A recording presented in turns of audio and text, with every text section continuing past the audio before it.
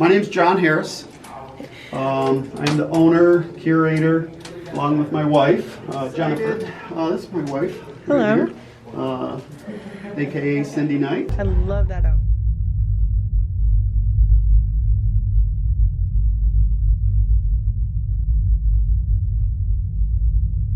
I'll go through the new paranormal and motuary science museum.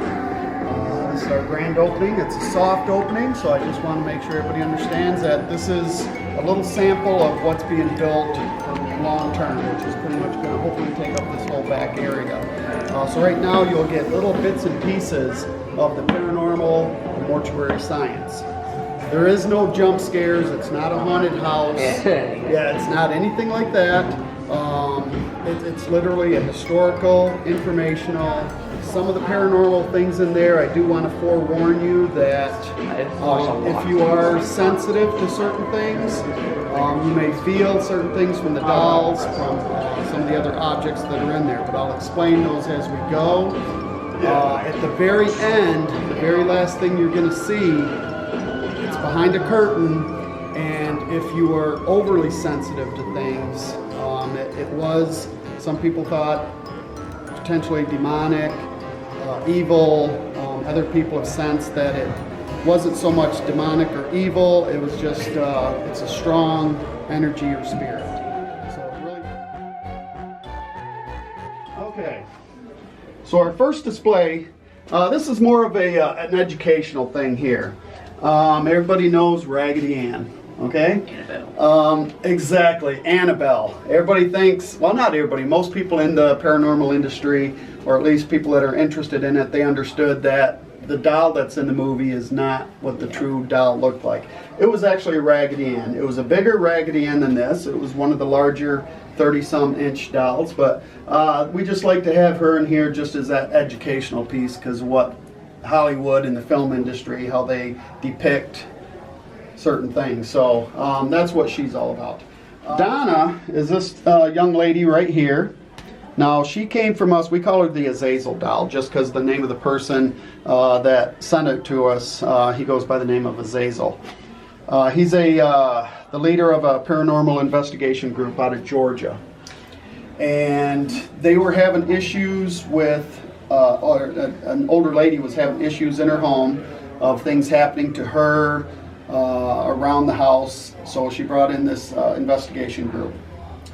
They did their investigation throughout the house, and they kept targeting this particular doll. She had lots of dolls in the house, by the way. But this particular one, they kept getting high EMF readings. The mediums were sensing things from her. So they thought, okay, we need to pull this doll out of here. There's definitely something going on there. So let's pull the doll, see what happens afterwards. So they pulled the doll out of the woman's home, and everything went away. She was having no problems, so they ended up keeping the doll. She said, nope, take the doll. Don't want it. Not into that thing. Nope, nope, nope, nope, nope. So they had it at their house. The ghost investigators had it at their house for I don't know how long before they sent it to us, but they started experiencing scratching on the feet. They started realizing that anytime anybody with blonde hair, whether it was another doll or a person, they would start getting uneasy, they'd start getting nauseous. Just the energy was very strong coming from her. She doesn't like to be moved around a lot. Anytime, which she's probably got a lot of energy exuding off her right now because she's been moved a lot this last month getting this thing ready. So she does have a lot of energy coming from her. We just had an investigation here about a few weeks ago. The ghost hunting team that's outside here, they came in and did a piece with each of our dolls, and she had very high readings, a lot of energy coming from her. There was music boxes, there was an actual stuffed animal that has the sounds that come from it and talk to the dolls, and they respond to them in different ways. So she was popping off a lot of that. When we had her in the store originally, we had a little display inside our Voodoo's World of Antiques right next door here, and some of these dolls were in display there. And she was in the back by one of the caskets, and every time somebody would walk back there, people were starting to get nauseous. They'd come up to the front and say, I was getting nauseous back there, but as soon as they walked up to the front, it went away. So again, she does have that that effect on certain people that are more sensitive. Sarabina, this one right here, she is our most famous doll by far. She has been in the news a lot. The media come in quite a bit and do stories on her. People come in and want to get pictures with her. The story behind her is really nothing special how she came about. We build through Screamcraft Studios. We built haunted houses, props, our dark art photography studio. So she was purchased at just a regular Halloween store years ago for that purpose. Once we kind of put her where we weren't using her for that type of stuff, we just kind of put her up for display, just kind of having her around. And we started sensing she kind of would be in one spot where we put her, and then a few days later we went back there and she was in a different spot. Now maybe somebody moved her. We don't have a big staff, so we don't think so because nobody would remember it. But we started getting a lot of energy from her, started feeling a lot from her. So we slowly started integrating investigators to come in because they know what they're doing and do investigations on her. And lo and behold, she was like burying the needles on the EMF detectors. That's why we have the cat ball with her, because she sets this off all the time. And that last investigation, we had probably 6 investigators in here all working with her at different times. That thing was just going off constantly.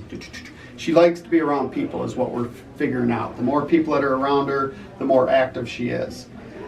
Most people that have been around her do get an uneasy feeling around her. Even though she's our little girl, she's a sweetheart to us. Other people she's more of a restless spirit. They feel uneasy around her. Not sick or anything, but just they're kind of scared of her. So her sister Bella, again, she was part of our props and things like that. Again, nothing special with her as far as her history. But we've noticed anytime we had her next to Sarabina, she wasn't as active, or people were feeling more relief, more comfort, which is what her by herself, they always felt they just want to hug her. She's even though she's kind of menacing looking, she's very sweet. People just feel comfortable around her. So we keep her always next to Sarabina to balance Sarabina out, because she can be rough on some people. So this doll here, this one normally we have locked in a glass case. We don't have that set up for the museum yet, so I was a little bit apprehensive about having her out, but she is such a cool piece. She came from Mexico, and she was made by a Santeria priest down there.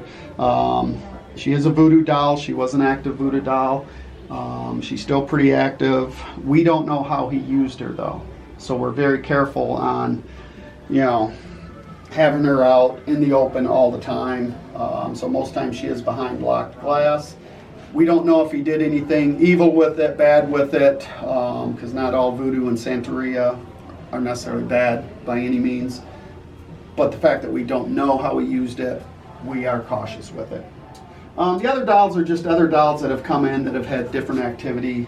Different people have different feelings with them. This doll down here was just brought into us a few months ago. The woman just couldn't have her in the house anymore. She put a protection little bag around her neck to hopefully calm the spirit and everything. So she just has for this woman that brought it in here that couldn't have it in her home anymore, it was just a bad negative energy. That's the story on these guys. As we come around the corner, we're going to get more into the mortuary science part of the museum. Now, how this is going to set up in the future is there'll be different themes for the mortuary science, because right now we don't have room for everything to be in here. So it's going to be in segments. This segment that's in here right now, for the most part, is pretty much the final deposition of death, the viewing, so to speak. So what we have is very antique, goes back to the 1920s. It's an infant child backdrop. So how that would be used is the child's casket or the infant's casket would have been placed on here. Flowers would have been around it. Now this thing's very portable, and back then it was very common for the wake and the funeral to be done at the person's home. So the funeral home would actually bring this stuff to the home, set it up, have the child, as you can see in the post-mortem photographs, laid out for viewing prior to burial. So this is one of those pieces. Some people, with especially with infant post-mortem photographs, they're like, how can anybody take pictures of a dead baby? Why would they display a dead baby? We look at it as, especially back during that time, not everybody had their phone for photographs. You had lots of photographs throughout the child's life, even as an infant, tons of photographs. Back then you didn't have any photographs. And when the child died, that's probably the only photograph you're going to have of your child. So that's why they took those photographs. And people today, especially with us, being collectors of it ourselves, we don't look at it as being morbid at all. This child's being remembered. It's being honored and remembered. That child isn't forgotten. We may not know the name, but we see the face, we see the child. It's being remembered. As we swing around this way, again, we get more of the final deposition of death. Part of that is when the child dies at the home or at the hospital, and they're taken to the funeral home, they use these infant removal cases. A lot of people think when they come in, oh, it's a baby coffin. It's not a coffin. It's an indiscreet way of bringing the child out of the home to the funeral home, from the hospital to the funeral home. So people don't, it's very sad when a baby or a child dies. So they want to keep it indiscreet. So when it's closed, it just looks like a toolbox. But it's very, very comfortable in there. It's very nice in there. It's padded. Nice. I guess they would call it a tuck and roll finish. So the baby would be removed from the home or the funeral home or the hospital with that. Some of the other things that just kind of interest that will be in the museum when it's at full capacity is items of death. The human bones are always very intriguing to people. This particular piece was made for me by a gentleman out in Utah. It features a human rib straight edge razor. It's a very old razor. I don't know how old the rib is, but makes for a pretty cool display. But back in the day before refrigeration at the funeral homes, as you might have noticed outside the museum, there was a black bed laying out there. It's a multi-purpose mortuary cot. So with the black cover on it, with the pillow, they would have used that maybe at the home to have the body viewed, because it's a little bit more elaborate and ornate. So the body would have been laid out on it. But most of the time, you take the cover off, and it's a wooden table. It's called a cooling table. When the body comes into the mortuary, before they really do any work to it, they want the body to cool, so the body would be laid out. They'd actually put chunks of ice, hence these guys, underneath it and help cool the body and to keep it from, deteriorating. Over here, now there's a hint of what this is around this area. Does anybody know what they think this would have been used for? Yeah. Well, we got a face over here. This face is just kind of here for, one, it's kind of creepy looking, but as a kind of a hint of what this would have been used for. It heats up, so it's got a rod on here, so this would have been heated up, and to smooth out any wrinkles around the eyes, around the face, it helps smooth out the face when they were doing for the viewing. Again, another basket, child basket, again would have been taken to the home because it's very portable. This one's extremely old, as you can tell. The way this is supposed to, every time I touch this thing, it rips and tears even more, so I'm trying to just not touch it at all, so I'm just making it worse. But this would have been draped over the basket. Of course, the baby's in there, the child's in there. It's just another form of viewing. So, another form of your final deposition is the urn. This is an actual very beautiful one. I just love this one. Again, this was something that was supposed to be for the shop, but I liked it too much. And everybody's familiar with the old casket. We got an old antique casket stand underneath. Now, part of the thing I was telling you guys in the very beginning was this wasn't, it's a soft opening, so not everything's finished. This display is not finished. There will be actual flowers like they would have had at a funeral home surrounding it, on top of it. This will be opened and you'd be able to see the inside with the bedding and whatnot, but this particular casket does not have the bedding yet. Somebody dropped the ball on that one and didn't get it to us in time. So eventually this will be open so you can see that closer up. Now, little guessing game. Anybody have any idea what these would have been used for? It's very strange because it's a sample, a wood sample for caskets.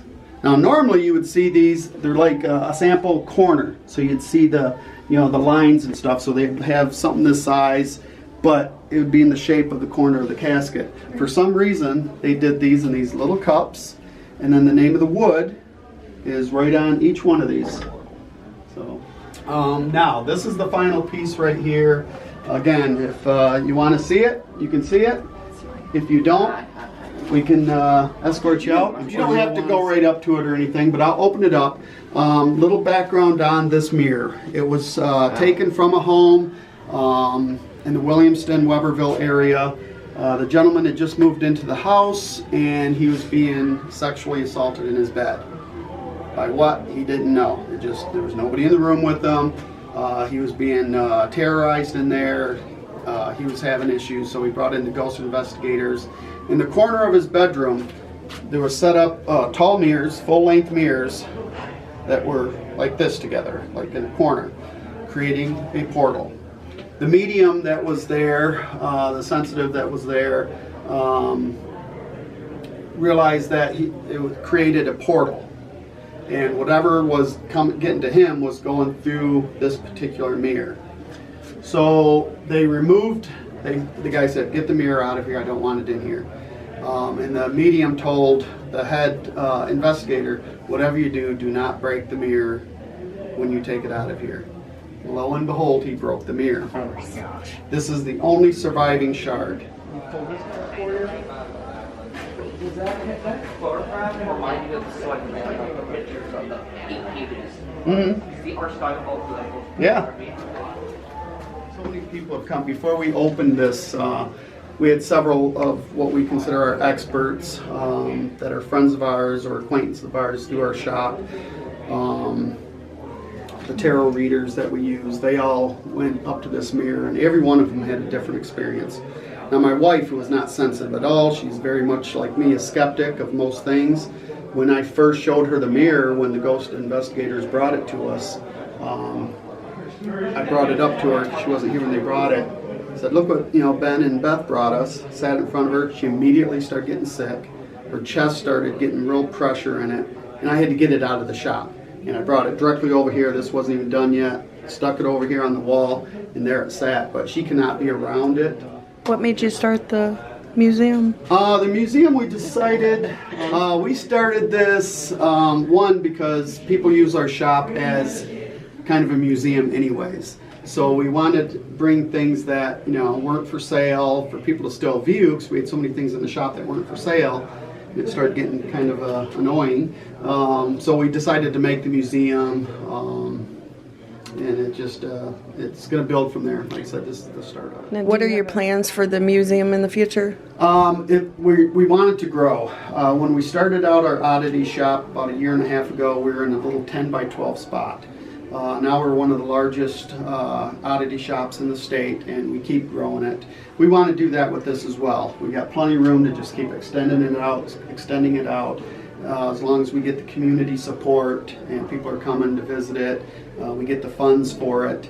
Right now it is a free admission to come through, and it's up to the people when they leave if they want to leave a donation out at the box, but it is a free place right now. Do you have a link or anything for them to? We haven't built like a page for the museum yet, but everything we do at the museum is on our Voodoo's World of Oddteaks page and our screencraftstudio.com page. And they can leave donations there?